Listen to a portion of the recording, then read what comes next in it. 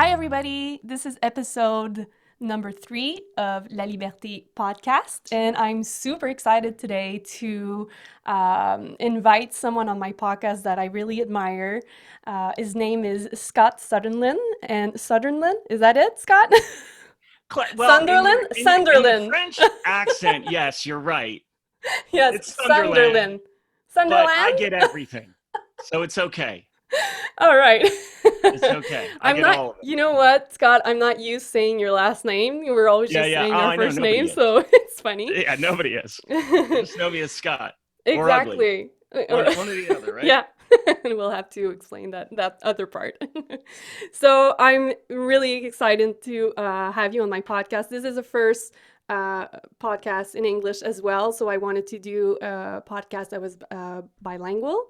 And you guys are my first one in English. So Em was supposed to be with you today, but unfortunately she couldn't make it. So it's okay. It's just me and you, but it's perfect. And yeah, I can't wait to start this awesome conversation.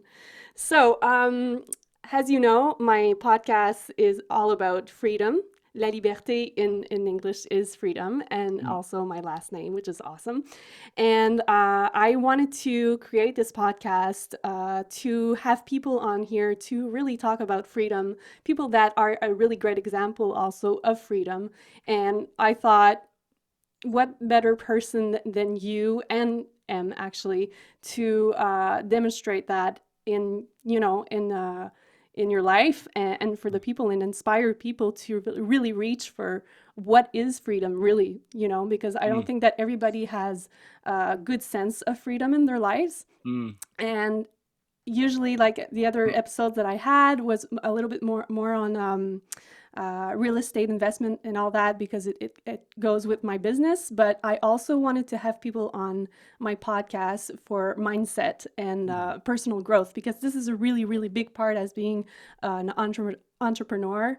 And it's super important to go through, whether it's spirituality or just simple mindfulness and whatever you want to call it. You have to do personal growth in order to be a good entrepreneur, for sure, because it's not like a normal day-to-day job where you're being told what to do and you do your job and then you go home and then it's just over. We always have to be on top of things, and we have to have a lot of confidence. I think if you don't have confidence as an entrepreneur, you're not really going to have success. Mm. So I love to do this podcast because I'm actually one of your students now.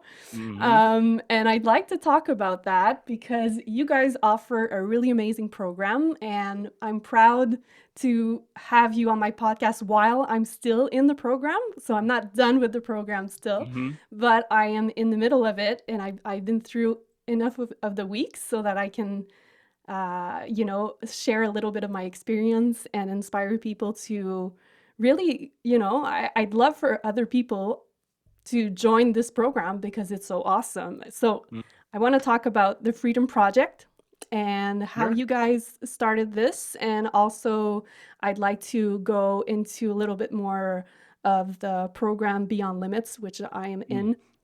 And yeah, so let's do this. Yeah, for sure. I mean, oh my God, you said so much there. I think this is going to be, we may have to do 2 or 3 podcasts here because there is so much information here, so much. You have covered so much in that, because it doesn't matter whether you're like, so for me, I am entrepreneur at heart. I started my construction company. I was 19 years old. I worked for somebody before that in the summers, and I knew right off the bat, this is what I'm good at. I was never a team player. I did play football badly. I did play basketball even worse. And I did play soccer. That was an absolute shit show. I was not a team player because I had no confidence being around anybody. So what I was good at was the singular sports, meaning I was a phenomenal skateboarder. And that started to develop this confidence in myself at a pretty young age, because that's the way I grew up. I grew up in a very solitary environment. It was me, myself, and I. So I had that. And honestly, that is the heart of an entrepreneur. You said it, you got to figure it out yourself. You have to rely on yourself. You have to trust the voice in you. And I have done really well with the things that I am super confident about. I have built, a pretty substantial construction company that I am in the process of actually selling, which I am extremely excited about, because it lends to, what you talked about as far as, stepping into what I do now with the Freedom Project. Yeah. But there is it's my baby, my little construction company. And I had to learn in those 32 years, or I don't know, maybe 35 years here, I've been, part of this. I had to learn so much of letting things go, picking things up, trusting in others. I mean, every part of the gamut, what I had to learn as being that entrepreneur. I went down side roads. I got into real estate. I flipped houses. I built houses. I've done so many different things. My company, we actually build a lot of commercial properties and commercial stores, a lot of retail stores, a lot of supermarkets, a lot of that kind of stuff, gas stations. We do it all, anywhere from a Taco Bell to a Louis Vuitton.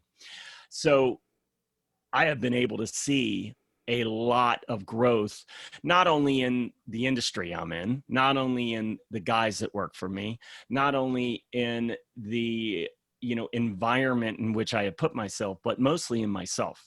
Yeah. There was a lot of failure. And anybody that is out there who is, an entrepreneur at heart, they know they can do something. Even if you don't, you can't do something. The number one thing, and I tell anybody that even comes to work for me, the first thing I tell them is, I say it in the words that I generally say, but I'll clean it up. You're going to mess things up. Yeah. You're going to mess things up. You're going to fail. It's not in the failure. It's what you do with it. It's how you fix it. That's where the growth is. Yeah. We have been taught not to fail. We have been taught by our teachers, don't you dare fail. We are taught by our parents, there's no failure. There is failure. And we are really stealing something from kids today when we constantly are saying, okay, I'll do it for you. That's not helping anybody. So if there's somebody listening to this, and again, I've been extremely successful. I've started many different companies, many different businesses, and it's never about the money. It is about the ownership. It is about, this is who I am. I'm going to trust in my voice. You are going to break. You are going to be laying in bed thinking, oh my God, how am I going to get out of this? You are going to come up against massive, massive problems. That is what an entrepreneur is. Exactly. We're problem solvers, plain and simple. And we have to solve our own problems. So I loved how you really brought us into this conversation, because it really is about showing people you got to go for it. You got to try. You can't, if you go in with fear, it will not work. If you go in with confidence, and so first off, if you're looking to start a software business and you don't know much about software, sure, you can put the people around you that know about software. I'm all about that. That would not be my path. If you're good at making sandwiches and you love making sandwiches and you're really good at it, like M makes an incredible sandwich. I don't know what it is. I try doing it. It doesn't come out the same. She does it. It takes her a second, and it is the prettiest thing you've ever seen. And I don't know, something about it. It just tastes amazing. She's brilliant at it. And it's such a simple, stupid little thing, but she's great at it. Yeah. So when you're great at something, you have confidence in it. And when you have confidence in it, that confidence carries over into things that about making a sandwich that you are less confident in. And I hope that makes sense. You know, maybe sourcing the meat or something like that. You're not so confident in, Yeah, but you exactly. learn how to do it, right? So for me, and I know I go off, but for me, it was, I knew what I was good at. I was good at taking a piece of paper with blueprint on it, and I could take that flat piece of paper and I could create a 3D structure. Sometimes they were small. Sometimes they were 200,000 square foot, 7-story buildings. But I had that talent, and I had such a confidence in doing that. And I remember my guys, we were doing a Forever 21, and it was a big one. It was 40,000 square feet. And I had a new foreman. It was in Maine. So we were based out of Pennsylvania. And I brought him into the office and I said, okay, Junior, this is what you're going to be building. And he looked at it and his eyes glazed over and he almost passed out on the floor and he goes, Scott, I can't do this. And I said, stop. I want you to listen to me for a minute. And I kind of got him down and, breathed a little bit. And I said, okay, how many stores have you built? And he said, oh, I don't even know. I don't know, probably 10. And I said, okay, what was the biggest store you built? I think I did that one. It was at Coldwater Creek. I think it was like 7,000 square feet. That was good. I said, so you've built a 7,000 square foot store? And he says, yes. And I said, okay. And I took the prints out and I said, this part of the store is 7,000 square feet. This part of the store is 7,000 square feet. You have a 7,000 square foot store inside a 40,000 square foot store. Yeah. You are building 7,000 square foot stores. That's how I want you to look at it. And if you need to break it down even more than that, then that's what I want you to do. I want you to keep breaking it down so you can then wrap your head around the part that you're building. Once you have that, then you'll have the confidence to keep going to the next one and then the next one. It was such an amazing experience seeing him step through himself and those, I think it was a 16-week project. He came out of that a new person. It was like he became Tom Brady. It was like I put him on the field. I told him, you can do it. Listen, you're going to screw shit up. So let's get that out of the way. You are going to screw shit up. I built a McDonald's a foot too high. There isn't much more that you can do to screw something up than building a foot too high. And it wasn't that I built the top of the building an extra foot. No, I started at the bottom. Oh, shit. So what happened was I got this, it was a already completed parking lot. And it had chain stores, big chain stores. And then there's the McDonald's off to the side, but we call them satellites, okay? It was off to the side. The lampposts are there. The curbs are there. The driveway or the parking lot was there. And the guy told me, listen, I need you to do me a favor. I need you to help lay this out with the mason. I know you're my carpenter, but I can't get out there to do that. So can you handle that? He knows everything. You don't need to worry about anything. All you need to do is basically give him the prints and he'll lay the building out and he'll dig it. He'll put the foundation in. Oh, okay, sure. You're going to pay me for this, right? Always the answer. And he says, yes, I will take care of you. So the mason gets there. He goes, all right, what do you want me to do? I said, wait a minute. I don't know what to do. You're supposed to know what to do. He goes, I do. You just got to give me the benchmark of what I am shooting the elevation from. And I'm looking around and there's curbs. There's all this stuff. No building. And I said, oh, well, there's a manhole right there in front where the building's going to be. And I said, I guess we would just shoot from that. And he goes, yeah, that makes sense. You can't move a manhole, right? I said, right. You can't move a manhole. So about 12 weeks later, we had the developer come to sign off. Now, they owned the property. They owned the lot. They owned the curb. They owned the manhole. And he said, I can't wrap my head around this. Something's wrong. And I said, what's up? And he goes, why is your curb so high? And I said, well, you got to bring the parking lot up. And he goes, we bring it up 2 inches. You're 16 inches high. Oh my God. He said, where did you take your shot from? And I said, that manhole? He goes, oh, no, no, no, no. We move those manholes up and down all the time. They're not set. You should have shot from the curb. Oh, I don't know what we're going to do. And he left. wow. And I'm like, wait, what? So I had to call the entrepreneur, right? I had to call the guy who I built this thing for. And I said, Tom, I got a problem, a big one. And I was sick to my stomach for 3 days because I got the message on a Friday. I did not talk to him until Monday. So I could not eat. I was in massive pain. And I said, this is the end of my career. It's over. I'm not going to get paid for the project, obviously. This guy owes me $60,000. I'm not going to get that. And I talked to him. And in the beginning, he was pretty upset. And he says, you know, this is going to cost me $80,000 because I'm going to have to redo the parking lot. Wow. And I said, I'm sorry. I don't know what to do. You don't have to pay me. I said, it's going to be the end of me, but I will probably go into bankruptcy, but I'm just so sorry. And he called me back a day later and he said, you know what? He said, I really thought about this. And he says, you told me you couldn't do this. And I wouldn't listen. He said, so don't worry about it. I'm going to cut you a check today and you will get paid. And he said, I'm going to have to eat this. He says, but you told me. And I didn't want to listen.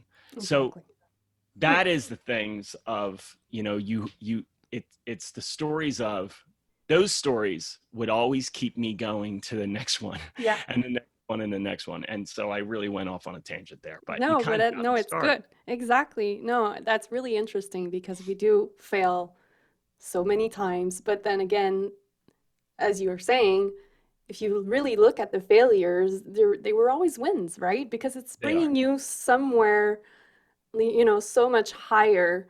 And this is exactly what we're doing with the Freedom Project, with your course. You guys are helping people to rise up from the bottom, really, you know, and even to realize that you're not where you want to be in life. Like if I take, for example, I'm going to take myself, for example. Like I've been doing meditation for a long time. I've been in personal growth since the age of like 22, maybe something like that, where I woken up, you know, I opened up myself and there was something that just, you know, got me inspired to start reading books. And I started to be an entrepreneur at that age as well, at the same time. So it was kind of weird that well, not weird, I guess it went with it, but I remember I started to be an entrepreneur at the same time that I started to open up to my spirituality. It was a perfect timing because I needed that to have confidence to be an entrepreneur, even if it was a really, really small business. You know, I started as a pet groomer, so and in my own home. So I went from that to having a business that failed completely 3 years ago. And when you're in that journey, what I find is that you're always reaching for more without even knowing it. And you're always going to find a place where you're crashing, and that crash is really like bringing you back to a new level of growth all the time. And as much as I thought that 3 years ago, when I actually lost my other business and I lost my marriage at the same time, all of my finances, like everything at the same time, I was at a pretty big low. And I believe that was my lowest point of my life, really. Like I thought I was going to go in depression for sure, you know? But because I've been through other kinds of pains, I guess, before, and because I've been doing the work on myself for such a long time, it's like I can't go back to depression too long for and maybe we'll have time to talk about this, but for my inner being to say, hey, what are you doing? You're not going back there. No. You're going. The reason why you're there is because you have a lot of more growth to go to. You're going up to another level. I just needed to bring you down solo so that you can see that that's not you. And this is really what I'm loving about where I'm at with you guys now, because where I was about 2 months ago, I didn't think that I was too much in a big low, but where I was I was in a habit, in a pattern, where Mm-hmm. it's kind of you're in a bubble again, right? Because we become into this, we go into these bubbles. Like I was in a bubble for about, really, with my marriage, I was in a bubble for what, 12 years. There was really Mm-hmm. great things in there, but it was still a bubble at one point Yeah. because it was always the same thing, right? Yeah. And for the last 3 years, I was again uh, being in that bubble, but it was another kind of bubble where it was kind of like a comfort now. Mm-hmm. And I wasn't realizing that, okay, I'm not really where I want to be. And I didn't even know exactly what was the next level for me because I wasn't even, I think I wasn't crashing too much.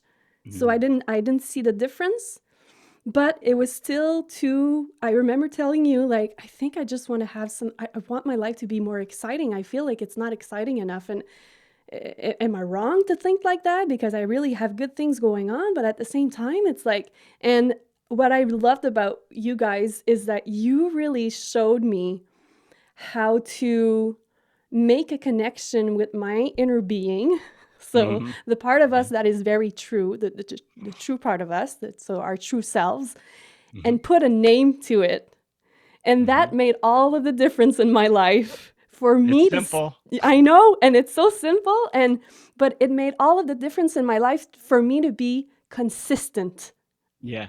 For me to be consistent at saying no. Like when I know that I'm not being me, my true self, it's like because now we put a name to it, Mm-hmm. it's like, oh my God, okay, this is not like, I call myself Ellie, right? So I chose that Mm-hmm. name. Yeah. So Yeah. now I know because of the name, and it's as stupid as that, it's just a name, but now I know, whoa, whoa, whoa, that's not Ellie. No, no, no, that's not the confident Ellie Yes. that is It's a inside of me. destination. Yeah. It's like a Exactly. destination. Yeah. So that concept just kind of like blew my mind. And I saw that we were really, really, I was really stuck in patterns. And Yeah. I think that this is something that people are, I don't think that people are so aware. Like, even if you have awareness and you've been reading the books and you've been meditating and Mm-hmm. whatever, I had not done that process still of going back into and trying to figure out what are my patterns with Yeah. my feelings. Yeah. So I'd like for you to touch a little bit on, like, I'd like for you to do a little bit talk about the Freedom Project, and then how you guys started that, but your intention, I guess, for that group that you organized, and to um, build this super nice program that you call Beyond Limits that I'm in. Mm. And what was your intention with that? And exactly, like, I think that that's really, like what I'm doing right now with the name. I think Yeah. that was really, Yeah. it was different. It's different for sure. So Yeah. I'd like for you to talk about that, like the Sure. Yeah. intention. It's helping people step out of themselves. I mean, that's what we do.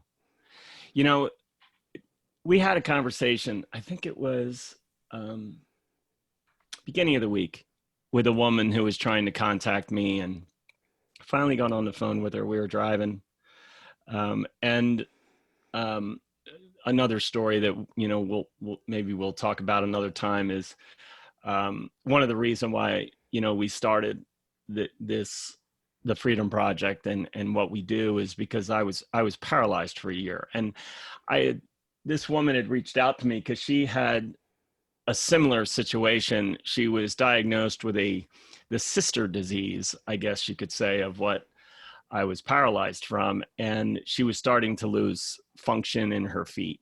And she wanted to know what I did, because now I'm a fully healed madman.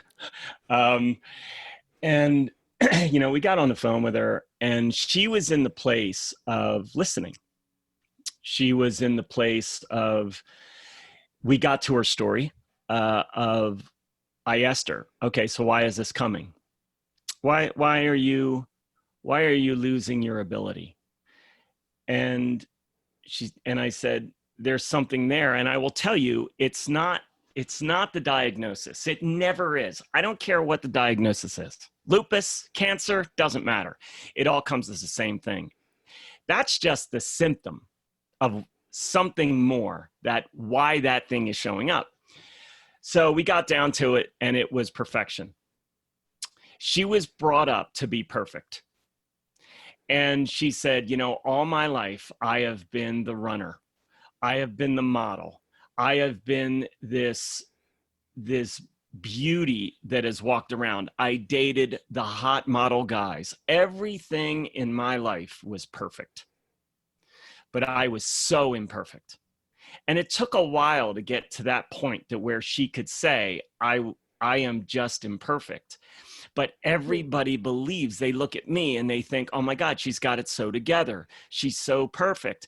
But yet I can't disappoint them. I can't go out and say, listen, I need help. Mm-hmm. She said, I used to run. I used to be a runner. And now I am asking people to help me. I have to lower myself to ask for people to help me because I'm broken now. And we got to a point where we had this conversation, you and I, when you first, because we don't just take anybody. We have to take people that are ready to say enough. And have gotten to that point to say, you know what? I am so tired of my own bullshit.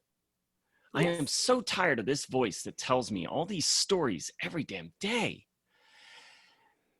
So we have to interview them and qualify them, vet them to know that, listen, I am not going to take somebody that is not going to take this and run with it. I am not going to take somebody that I have to beat over the head with a sledgehammer and say, you asked for this. You wanted to become someone else. You are that someone else. I just got to get you to believe it. That was your story. I am so tired of being this person that attracts people that are broken, that can't fit in my life. They weren't broken. You were. Yeah. That's why they were attracted to you. Your business wasn't broken. You were. That's why the clients would come that were broken, because you were expecting that. That's what you could attract, right? And we are going to have to tell your stories, maybe not today, but definitely on another one, because that is exactly what happens. And it's exactly why people come and do this work. Yeah. But this woman, I got her, finally, she became very vulnerable, and she goes, and I could hear her. I was just telling about my story about, being in the bed and not being able to move, and watching people come in and out of my room and saying, what is it that has left me? What I once had is now gone from me. It has abandoned me, left me broken, laying in this bed, unable to move. What was that thing? What was the thing that beated my heart? What was the thing that just got my legs to walk? What was the thing that moved my hands? What is that? Because it is surely not Scott, because Scott is here, present in this bed, and he is broken. So what was it? And that was the thing I went out to find, but it got me to the place that I needed to be, broken. Yeah. I thought it was that brokenness, right? It was just letting go of myself. It was just surrendering to this other thing. And the other thing said, okay, you're not listening. So guess what we're going to do? It's time to reboot the computer. We're going to put you in this room. You're going to lay there for a year, and you're going to just say, eventually you're going to give up. And then that's when I can take over. That's when I can start delivering the message. That's when you'll listen. That's when you'll shut your mind up and say enough, because you can't answer it anymore. Yep. So I was telling that woman all the things, and I could hear her, and she was really starting to get emotional, crying, the whole thing. And she says, you did it. You got me. My hardest thing is to be vulnerable, because I'm perfection. And I said, imperfection is perfection.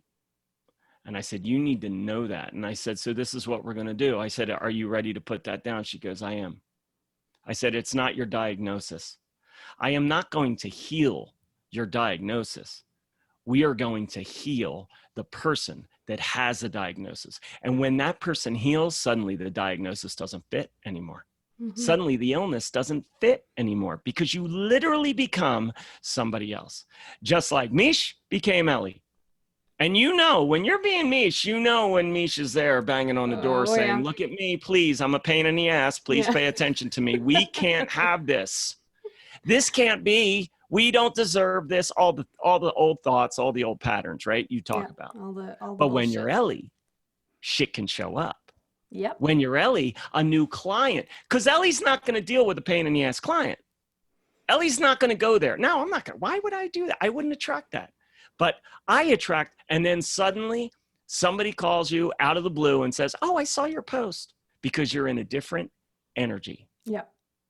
And what I love about this, just to say, is we're really concentrating also on the main feeling, right? So you call it the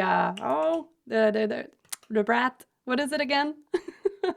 Oh, the king rat? The king rat, yeah. So you guys have a name to it, but that really it's stuck all with about me. the names. Yeah, and that really stuck with me, where it's really about the feeling, and it's a main feeling. And for me, the main feeling was really condescendence in my life, right? So now that I have it, now that it's clear with me that Mish has always endured that same feeling, and that was my patterns, right? Where I would attract condescending clients or condescending partners or whatever, and I would stick to that, and I would accept that as Mish, because that's what I was used to, right? And but it would really damage me, you know. I remember the feelings. I would get sensitive, my heart would start beating, I would feel anxious. Yeah, it was crazy. And then I would just say, even though I would go through all of that anxiety and all of that, you know, really negative feeling, I would still say, it's okay, I'll get, you know, I'm strong, I'll get over this and we'll just continue. But no, because it's always going to come back and stronger and stronger and stronger until it comes to a point you say enough. Until you give and you surrender to that. And you know, that this woman, you know, how we do it is, when I'll have that conversation with them to see where they're at, if they're ready to let go. And she certainly was. She became this soft, extremely vulnerable person. And she says, yes, I'm ready. I'm ready. And I said, okay, I want you to sit on it for 2 days. And I can help you. I have this course, and it's intensive. It's not simple. It's not easy, but it is so easy. It is so simple. You're going to have to let go of yourself. And she said, okay. So we scheduled a time and we talked yesterday. The person that got on the phone was not the person that I talked to. And this is why I say you have two people inside you, two voices. You have the voice of Ellie, who you're cultivating. You are finding her, right? That's why I always say, go find it. You are finding that voice. You are finally listening to that voice that has been out in the audience, and you're a character in a play on stage, and there's a guy behind you with a knife, and you hear this faint voice saying, hey, dummy, there's a guy behind you with a knife, and you turn to that voice. That is who Ellie is. Yeah. And we all have an Ellie. We all have that voice. Yep. We just have to learn to tune to it. So who better to get you to tune to that than somebody who has done that? Because you are going to tell somebody about the course. You're going to tell somebody about, oh my God, the things that I am learning. Well, please tell me. I need to know. Well, you have another voice inside you. You just have to listen to that voice. And then that gives them, you know, just as having this podcast, this conversation together, that gives people the permission to go find it, to go find that voice, to go find that life. Because you find that voice, you find that life that you've always wanted, but you think, I can never have that. Mm-hmm. That's just not me. So with this woman, I knew right away. And I had Simon, my partner, and Em on the call, because this is it. You're ready to go? We're doing it right now. You're signing in right now, and it is go time. You are standing in front of a mountain. My Sherpa is coming, and we are going to get you to the top of this mountain, but it starts now. Mm-hmm. First question. Oh, I'm sorry. Who is on the phone? I said, my partner, Simon. Simon, you want to introduce yourself? Yes. Simon, I'm curious. What certifications do you have? And I said, oh, hello. And I said her name, right? Because that's the name we're trying to overcome. I said, funny. Hi, how are you? And she was kind of confused by it. I said, you're not the same person that I talked to the other day. I said, I can't help you. because you are stuck in that perfection of Yep. that stand back. I'm going to be a boss here right now, and I'm going to tell you whether you can help me. And I said, listen, I'm just going to tell you right now, there's nothing I can do for you because you are the problem. Mm-hmm. This voice that you are in right now is the problem. The solution was the voice I was talking to a couple of days ago, because that was vulnerability. And you said you needed to be in that vulnerability because you were afraid to be vulnerable, afraid to be open, afraid to speak your mistakes, afraid to tell everyone around you, I am imperfect. And I said, but until you get that other voice and you give up and that room on fire gets so on fire that those flames are literally burning your skin, you are going to have to run through those flames. And until that day, I can't help you. There's nothing I can do because you're going to be in the way. And it's so simple. But the conversation we had, and listen, you were floating around for the longest time, right? It takes a while. And I like the floaters. I want the floaters because the floaters are ready. The floaters finally get to the place to say, I got to give this a shot. Yeah. I got to do this. Well, for me, it was kind of like, I've been watching you guys for almost a year now, I think. I don't remember exactly when I came on the group on the Freedom Project, which is, by the way, for everybody who's interested, you can go on the group and get inspired, just the right? Facebook, It's free. Just the Facebook just group, a free group is free. Facebook group. Exactly. And there's so much information just on that. Yeah. And you can't, listen, you can do it all on that. Yeah.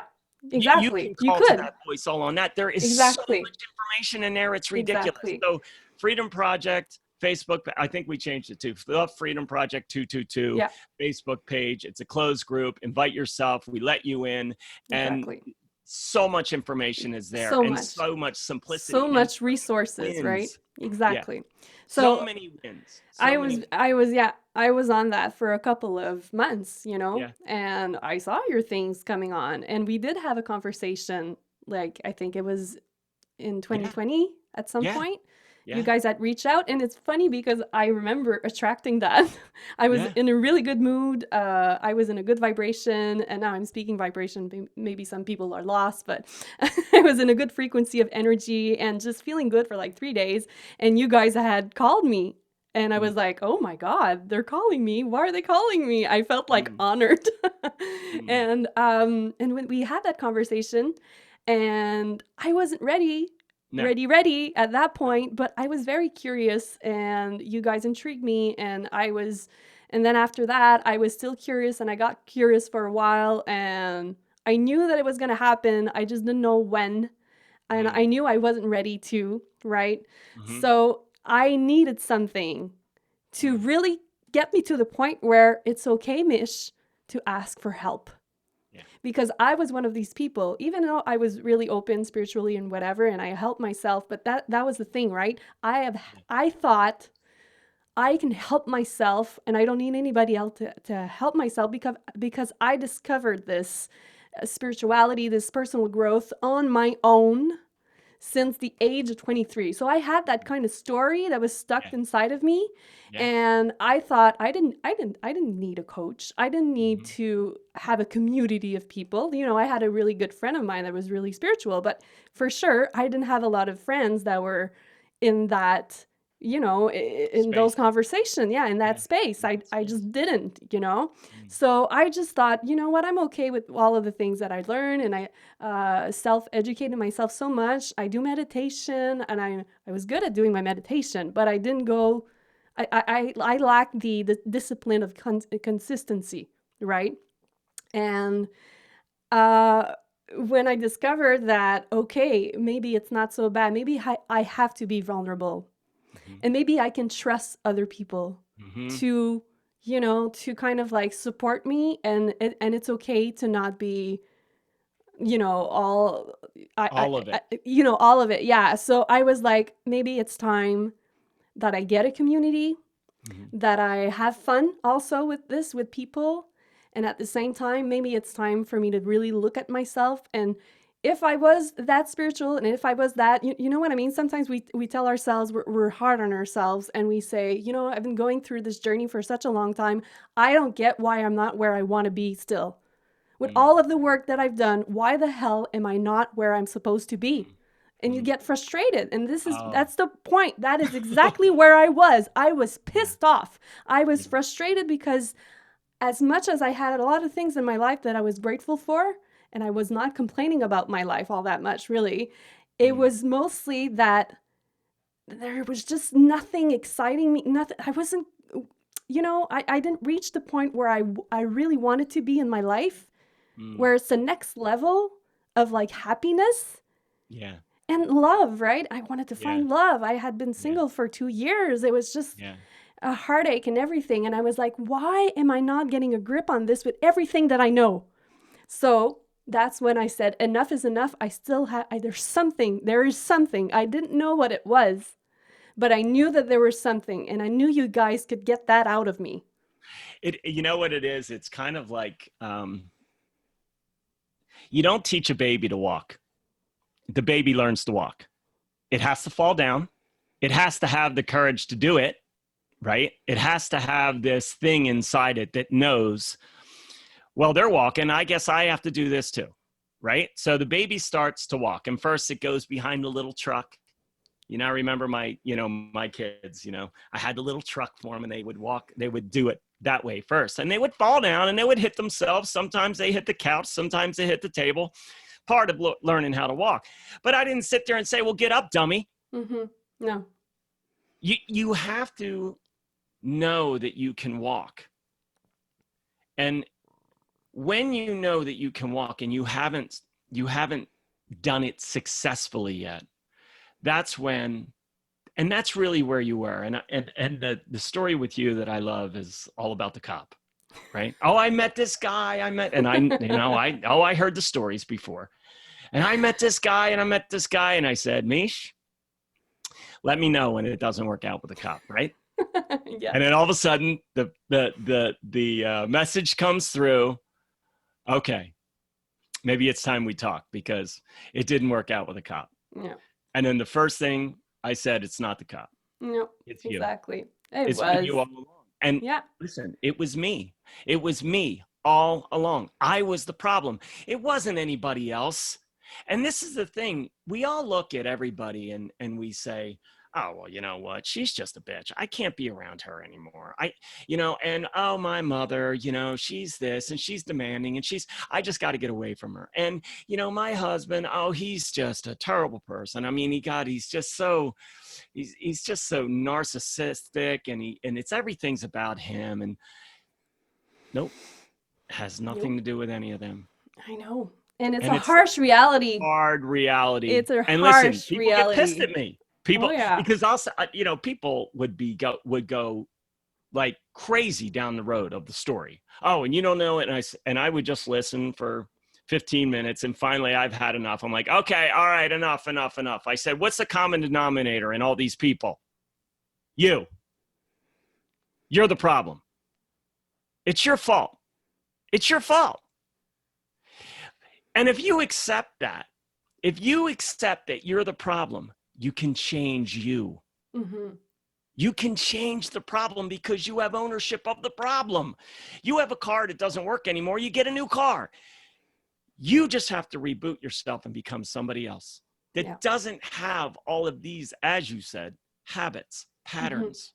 Mm-hmm. If we can bring out these habits and patterns so you are aware of them, this is who Mish is. Mish has this pattern of fill in the blank. Scott has this pattern of fill in the blank. Emily has this pattern of fill in the blank. And it all comes down to unworthiness. Yeah. That's at the end of the funnel, that's what comes out at the end. 99.9% of the people that have come through any of our courses, unworthiness. That's the one. And we're afraid to ask. We're afraid to get in front of somebody and say, help me. So afraid of that because we were brought up to do for yourself. Guys don't cry. What's the matter with you? You crying. Come on, man. Buck up. You gotta get in touch with that thing inside you, that voice inside you. Give it a name. Give it a name, because that's who you're trying to become. That's where all your dreams and aspirations are. But there's this other voice that says, oh, yeah, that would be awesome. But that's not going to happen because this happened to us, right? This happened to us. And, oh, the money will never come. And where did that voice come from? Not when you were 4 years old playing in the sandbox. There was none of that. You were just loving life playing in the sandbox. But then your dad said, when you were sitting at the table, you better eat everything on your plate because, you know, food just doesn't grow on trees here. Yeah, well, exactly. Actually, Dad, it does. But no, you don't understand. I have to go out there and I have to work really hard in order to put a roof over your head and food on your plate. So you're going to finish that. And then you're going to go upstairs and you're going to clean your room. You're going to do all that because money is hard to come by. And suddenly you take that voice and it becomes yours. Yeah. And then your whole life is, I have this great opportunity for you. In the background, money's hard to come by.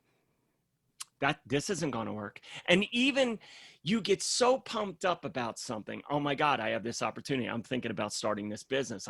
And I'm really excited because, man, listen, I'm a great cook and I'm going to open this restaurant and it's going to be unbelievable. The dream is so visual, so there in front. You can see yourself in the kitchen cooking. You can see the waitresses and the waiters coming in, taking the food. You see all the happy customers, but there's this voice that says money is hard to come by. Yeah. And suddenly the bills start showing up and suddenly the money's not there to pay it. And then the panic starts to set in. So what you said is going down the road of being an entrepreneur, is you have to first understand who you are. Exactly. Because if there is a pattern in there of lack, if there is a pattern in there of afraid to fail, if there is a pattern in there of doubt, of unworthiness, all those things, you better expose them real quick because they are going to show up. Because if I have said to you and I have said to so many other people, it is not the event that gets us to feel. It is the feelings that you are addicted to that create the events in your life. And just think about that. Yeah. And that's awesome. The feelings I'm addicted to, they create the events. That's why the relationships didn't work out. Yeah. And we don't think of addiction that way, you know. We don't. That's a really concept that's a concept that I learned with you guys. Like we have this habit of thinking about like addiction, drugs, alcohol, and, you know, things like that. But really, yes, we do have addiction to behaviors, to patterns, addiction to feelings, the same feelings that just show up and we don't really, you know, we put them down instead of letting them up and just really looking at them, right? Yeah. And doing something about them. And that's what the mind does, because the mind keeps that hidden from everybody. That's what your mind is great at. Your mind is there to create a story so you can feel. That's it. All the mind's job is to get the body to feel, period. Doesn't care about if it's a good feeling, bad feeling. It's just to get chemistry to react in your body. The more the fear, the more the chemistry runs in your body. The drugs get released that you create, by the way, that your body is, you know, the little chemist in there and creating amazing amounts of drugs and energy of reactionary drugs that shoot through your body in milliseconds to get your heart beating really fast. Oh my God. And then all of a sudden you can't breathe. And now I'm having an anxiety attack. Oh my God, what's going to happen to me? Because, and your mind is like, oh, wow, I just hit a grand slam. Look at her. She is having a panic attack right now. Look at the anxiety running through her. Oh my God, I am so good. I am so good. I took that story that she's been telling herself for all these years, and I put an event right front and center for her. And look how happy she is. But happiness to the mind means chemical. Mm-hmm. There is energy running through her body right now.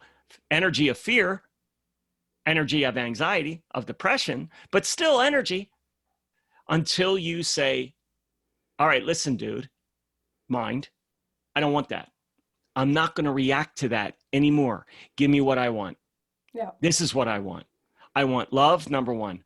I am going to love myself. So then if I love myself, then everybody else can love me. Exactly. It has to start with me in every single direction. I want abundance. I want to be able to go on a trip whenever I want. I want an abundance of time. I want abundance of money to where I can live my life in freedom. Mm-hmm.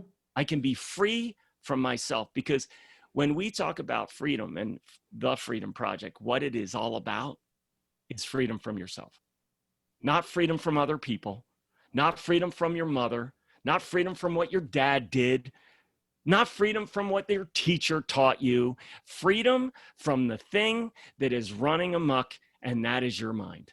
Mm-hmm. It is the story that the mind uses. Exactly. Rewrite the story. You rewrite the story, you rewrite the person. And suddenly, this Mish becomes Ellie. And what Mish couldn't do, Ellie does do. And now you have two voices on either shoulder. And now you know, oh, wait a minute, that's Mish. Can't listen to her. Just stop it. Leave it alone. Let it go. Ellie, what would you do? I mean, you may look like a crazy person walking up and down the street talking to your shoulders, but it works. It does. Oh, of course. It's awareness, and it's so simple. Yeah. It's so ridiculously simple. And that's why I think people want this complicated pill.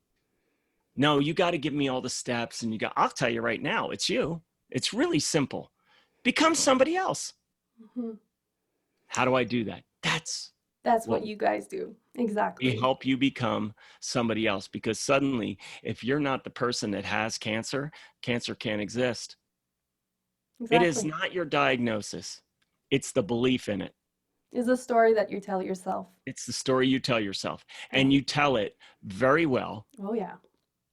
And the longer in this life you go, the more entrenched that story becomes. You know, Em always says the sled hills.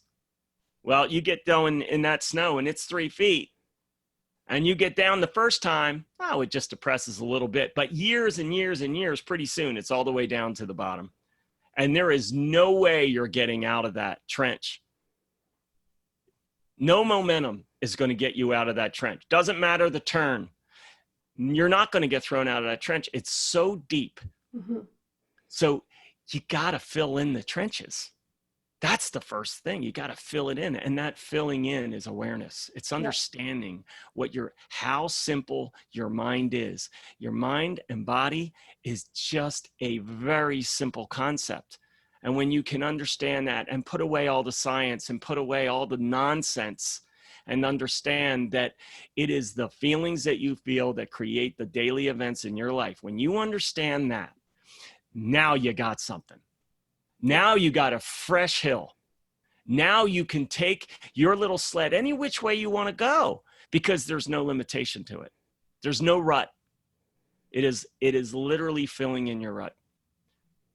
And that is what freedom is all about, because now you're not going down the same road every day. You can go down any road, anyone. And it is inspiring for us because, listen, I'm not certified. I'm not a certified coach. I'm the experience. Mm-hmm. Exactly. I laid in a hospital bed. I watched my best friend drown on a beach right in front of me and blamed myself for that. I had to go through that. What is this thing that keeps showing up in my life that just wants to destroy me? Yeah. And it is that I had a doctor who had all of the, accolades.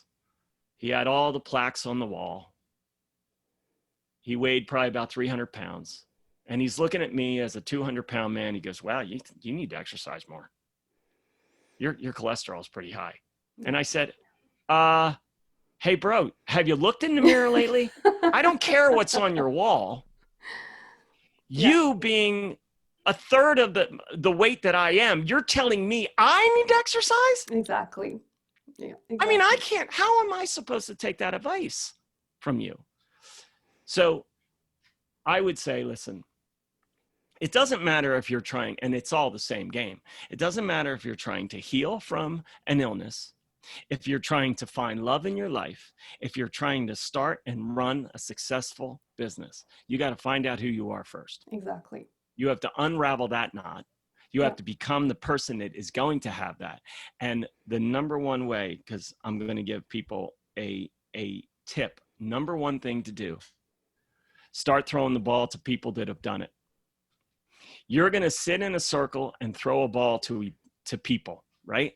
You got your beautiful shiny ball, my new business that I'm going to have, my new relationship that I have, right? This new healing that I have, and it's this beautiful shiny ball, and I'm going to throw it to somebody. You're not going to throw it to your neighbor who has never had a successful business, doesn't have a successful relationship, and is sick as a dog. You're not going to throw it to that person. You're going to find people that have found success in the thing that you want. Exactly. Because what they are going to do, they are a car that you can chase. They are a horse that you can run after. You need somebody out in front of you constantly, so you have a direction in which way to go. And if they are successful and you are behind them, then only your road leads to success because they've made it. So follow it. Yeah. It really is such a very simple concept. And the second thing is, oh my God, and this is the honest to God, I think this is the biggest thing. Would you please invest in yourself? Yeah. You are going to invest in the restaurant equipment. You're going to invest in the perfect location for the rental. You're going to invest in, in the right Airbnb, but you're not going to invest in yourself. And that is the most critical thing because, man, I'll tell you what, I was really, really smart when I started my company. I knew one thing. My biggest tool was me. Yeah. I am a tool. I'm a tool. Yeah. And I needed to educate this tool. Yeah. I needed to build this tool. So I spared no expense at educating myself. I did everything. I went down spirituality to find out. I want to know all about law of attraction because this is what I want to attract it. I want to attract this. So what's the law in that? I need to know that. And I'm going to learn from people that are successful. Tony Robbins bought all his tapes.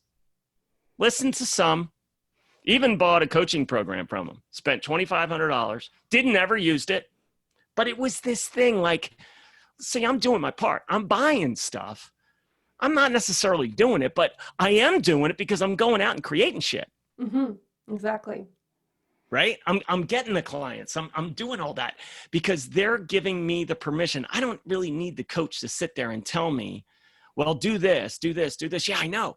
You're the permission to go out and do it.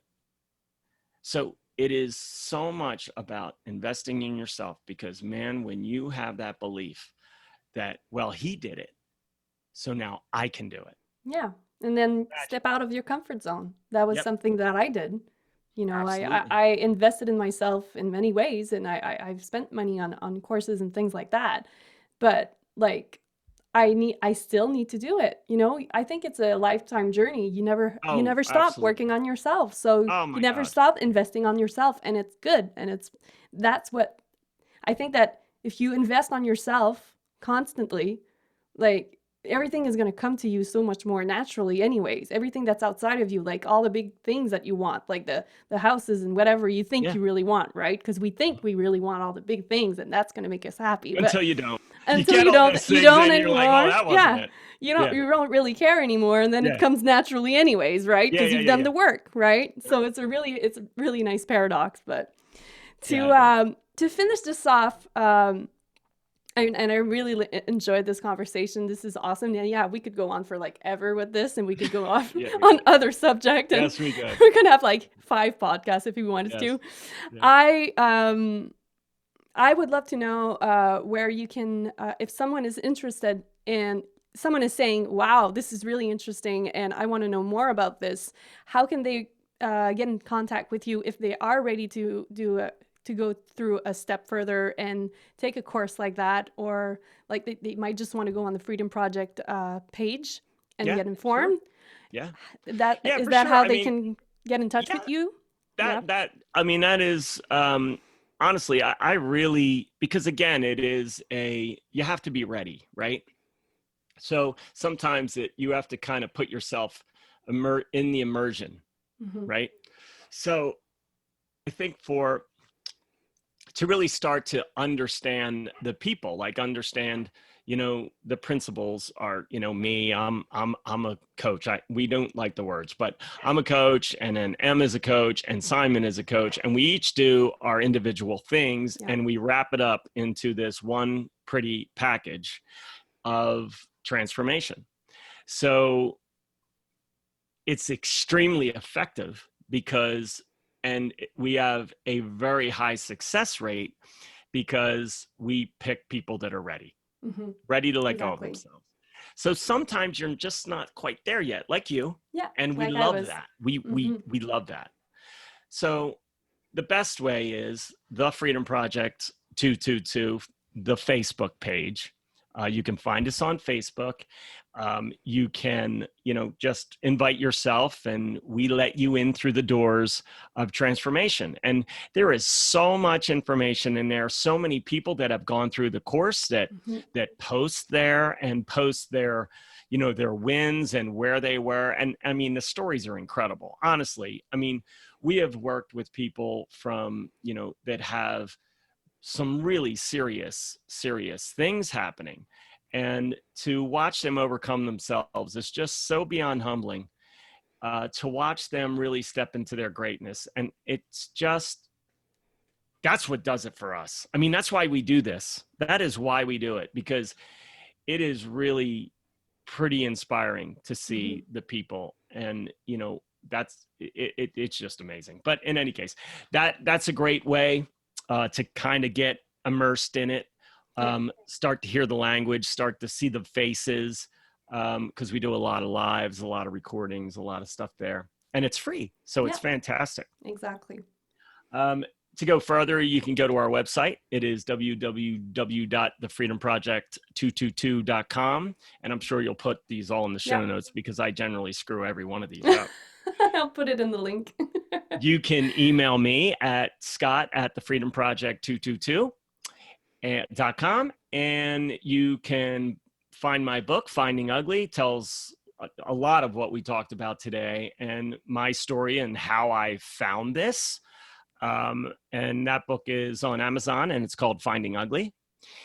And I think that's probably pretty much all of it, I would imagine. Probably Perfect. pretty dang close. And also with this Oh, and our YouTube podcast, channel. oh, you have a YouTube channel too. Yeah. Yeah, the voice of God just spoke into my ear and said, you forgot about our voice. You forgot about our YouTube channel, and that is Freedom Project 222, I guess. I'm not Okay. sure. I probably screwed that up. It's okay. We'll all put it in the post. There you And go. also, if people are wanting to speak to me too, since I am a student and going through this process with you That's the guys, best way. exactly. That's the People best just way. can go through me if they want Yep. to ask me questions, how it is, how it's Yep. going, and whatever, and then I can just refer them to the right place, Yeah. and I mean, yeah, and give them listen, an advice.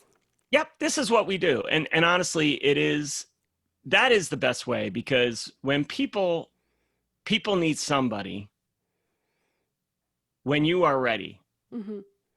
to listen, you need somebody there that has gone through what they're currently going through. And you need somebody to be able to reach out to and trust and say, hey, listen, to be vulnerable with, Yeah, right? And that's the exactly. number one thing in our course is vulnerability. We all are. We all go through it. I still go through it. Em still goes through it. Sai still goes through it. So we're students. Yeah. Um, but it is that, reaching out to somebody and saying, okay, tell me what you do. And, Sai and I always joke, it's the 9-month plan. So the first, people look at you and they say, oh, I don't know what happened to Scott. He is gone crazy. He's calling himself a different name now. I mean, who does he think he is? Prince? I mean, I don't know what he's doing. He's clearly lost his mind. He's left a life. I mean, looks like mental illness has stepped in. And then 4 months from then, they say, yeah, no, he seems really happy. He Hmm. really does. So Yeah. good for him. But Yeah. yeah, I don't know. That seems still might be some mental illness in there. And then finally, after about a year, they look and they say, Okay. you know what, teach Yeah. me what you know. Yeah. And that's such a big deal. So Mhm. it does take that time in order to step into, because you have to be the proof for them. Exactly. And then how we usually do it is we just get on the phone with Yeah. me or Like Sai you or did with Em, me. and we have a conversation, and our object on that conversation is to leave you better than we find you. Mhm. And if you are a fit, if you are ready, and we are a fit for you, then we take it to the next step and we start to outline it, Okay. what it looks like, and we call it the fishbowl, your new fishbowl. And Great. if the vision is there, then we hit the road running. Right. And it's on, as you know, Oh yeah, it's it's on. on, and the Nice. magic starts to happen very quickly. It It is. is It not an does. easy It does. ride, And but I'm it proof of is this. It so does. It worth it. does. It's pretty So amazing. worth it. Great. Well, Awesome. thank you so much, Scott, for taking this time. I know you're a busy guy. You and Em are always doing lives and working hard with the Freedom Project and the course and everything. And I really appreciate you wanting to do this podcast with me. I'm Oh, really absolutely. honored to have you on my podcast. It's a new podcast, so it's exciting to have people like you. So Hey, thank listen, you. again, I think we could have, 10 different Yeah, discussions. And you haven't even touched Simon and Em, I and know. Em and I's story, and how we met, all Exactly. things, right? I mean, my Yeah, God, we could have 20 episodes. exactly. People that have gone through, right? Yeah, Just it's true. transformation and the stories of people that have gone through Beyond Limits. And Yeah, it really is amazing. And yeah, people hear those stories. They need yeah, to know that you can heal. exactly. Well, maybe you never know. Maybe we'll come to that. Maybe you're going to be my main podcast, people. There you go. I love it. I'm all about it. I'm all in. How about that? Yeah, that's awesome. All right. So good. So I love you. And Love you, say hi to darling. Em, and we I will will. see you guys soon enough. And thank you Yes, you so will. much again. And everybody, take a look at every link that I'm going to be putting in the post if you want to have more information on these awesome people. And if not, you can reach out to me as well, and I'm going to direct you in the right way. Awesome. All Love it. right. Thanks.